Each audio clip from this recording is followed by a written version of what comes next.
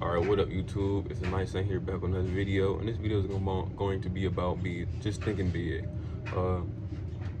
This has been something that's on my mind, and I think that's just something I've seen on YouTube, short or something, that's speaking about if your dreams not like big enough to scare you, then like I said, they not big enough. And I'm like, damn, that's a good thought, because I think that everybody, I think on one level people just don't have dreams or goals, and then on another level, you know, people got dreams and goals is not realistic, but at the same level above that is realistic in a negative way, let's say that, and then it's unrealistic in a negative way, and then the next level is you're supposed to have dreams that, you know, that's like they're like adjusted to you. Like I said, like I gotta go, I'm gonna hit this 1,000, I'm gonna hit this 1,000, then I'm gonna hit this 5,000, then I'm gonna hit this 5,000, I'm gonna hit this 10,000, and that's like a consecutive, you know, like it's levels to this goal where you like, it's almost like a step, like you're just taking steps to get to this ultimate, you know, goal. And I think that's good goal making. But then, you know, they come out the gate, you know, they be like, you gotta have unrealistic goals, and it's like more in a positive manner. It's like people don't really know their full potential until, you know, they back against the wall, or just, you know, like they try their hardest to really do something, you know, spectacular, just great. Like taking me, I think I just had goals. I think I just wanted to be a millionaire. I think that's very possible for me. I think it's very possible. I think that's the most regular positive thing I could do. But like take the idea, like becoming, like making $50 million or $100 million is like beyond scary to me, and I don't know how I'm gonna do that. But I know my first step that I'm gonna take to do that, and I know how I'm gonna do it.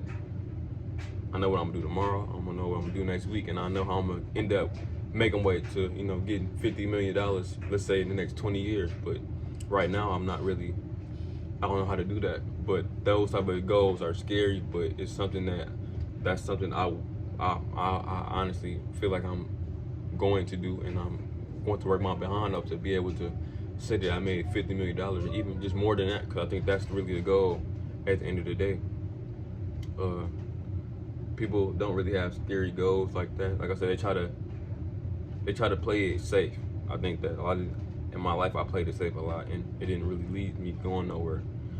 It always led to me really staying in the same spot. It always allowed me to stay at a mediocre spot. I think this is why I keep pushing hard with YouTube, is that for a lot of the time of my life, I've always been very mediocre with my own life. I always, you know, did the bare minimum. Like I always tried to just do enough to get by. And with YouTube, we're just trying to perfect craft. It's hard to just, you know, it's hard to just stay mediocre. Just because the thing about me is, like, even with just YouTube, I be getting some bad comments, but it's like, ultimately, it's like I can be demotivated and just keep doing that just because, you know, I think this might be the way, or I can try to level up and improve and get better so I can, you know, take my YouTube channel to the next level. And I think that's what I really try to do. And it's very scary, it's very uncomfortable. I remember I read a comment recently, like I said, and if I'm being honest, it messed up my day a little bit. It made me angry. It made me angry in a good way. At first it messed up my day in a negative way, but I'm like, all right, well, like I said, it just put another battery in my back to really just push forward with my life. But at the same time, I don't like the phrase, you know, I think putting battery in your back is like a bad way to say, like, oh yeah, like, you know, you got inspired. But a lot of, you know, I think people using the bad connotation most times, but in many ways that can be fuel for, like, you know, your evolution. And I think that's, you know, where a lot of the stuff, where a lot of learning could be done as well. That you got to be able to take things objectively and don't take a lot of things to heart. So yeah, it's just an excerpt from Think As a Man Thinketh that I want to read, because like I read it, I'm like, damn, I think that's really how I am now. Is that I think that if you always, let's say if you're poor and you just got grand thoughts of really doing great things with your life, eventually, like, even your environment won't be able to hold you in too long. It's like, if you're constantly thinking about it, constantly working towards it, it's impossible for you not to do it. If you're doing everything right, it's really only a matter of time before you really start to really see your success manifest in the physical, you know? So yeah, I'm about to read the whole little excerpt. Your circumstances may be uncongenial, but they shall not long remain. So if you but perceive an ideal and strive to reach it, You cannot travel within and stand still without. Here is a youth hard pressed by poverty and labor, confined long hours in unhealthy workshop, unschooled and lacking all the arts of refinement. But he dreams of better things. He thinks of intelligence, of refinement, of grace and beauty. He conceives of, mentally builds up an ideal condition of life. The vision of a wider liberty and a larger scope takes possession of him. Unrest urges him to action, and he utilizes all his spare time and means, small though they are, to the development of his latent powers and resources. Very soon, so altered has his mind become the workshop that can no longer hold him. It has become so out of harmony with his mentality that it falls out of his life as a garment is cast aside. And with the growth of opportunities which fits the scope of his expanded powers, he passes out of it forever. Years later, we see this youth as a full-grown man. We find him a master of certain forces of the mind, which he wields with worldwide influence and almost unequal power. In his hands, he holds the cords of gigantic responsibilities, and he speaks, and lo, lives are changed. Men and women hang upon his words, and luminous center round with innumerable destinies resolved. He has realized the vision of his youth, and he has become one of his ideal. He has become one with his ideal. I think that's, when I was reading it for the first time, I'm like, dang, that's crazy how when people speak, it's like they speak things into existence, and they will. It's like, it's almost in a way, it sounds like somebody's like willing.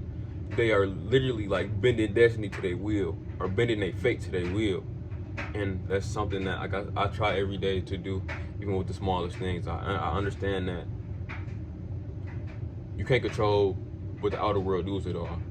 You might as well not waste your time even trying to do it. The only thing you can do is control your attention, your mind, and like your power. But first you gotta find your power, for one. I think a lot of people don't misplaced it, they lost it, somebody else has it. You gotta find a way to take it back. Take it back, strengthen it, and you have to create it and have an unbreakable will. I think I had an unbreakable will, but I had zero direction with my life.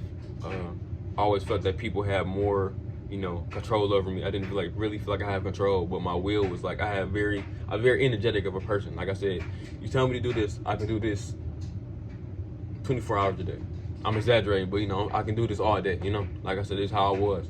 I was very energetic. Like I said, I was on a mission of a robot. So in many ways, I was just doing things that people sent me to do. Like I said, I didn't really have a direction about where I wanted to go, but when I started to gain some vision with my life and, really start to see where I wanted to do with my life and where I wanted to go, first I had to just take my own self-power back. I had to stop giving my attention away to, people that don't need it, to traumas and situations that don't need it. Like I said, it's in the past, because all that was leaving me in this mediocre present that I was not content with.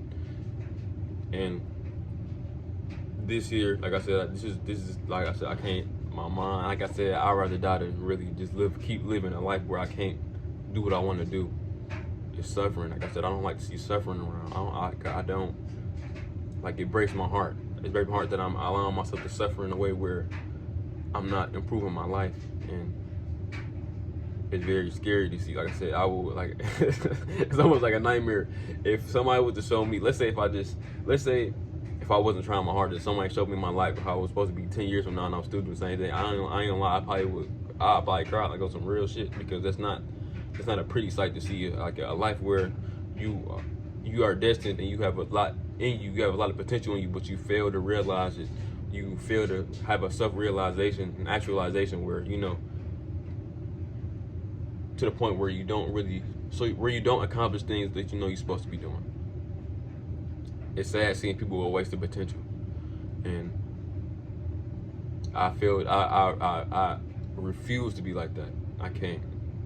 I'd rather kill myself, I'm about to say, and that's just how it is. So yeah, if you like the video, like, comment, subscribe, and I'll see y'all later. Thank you.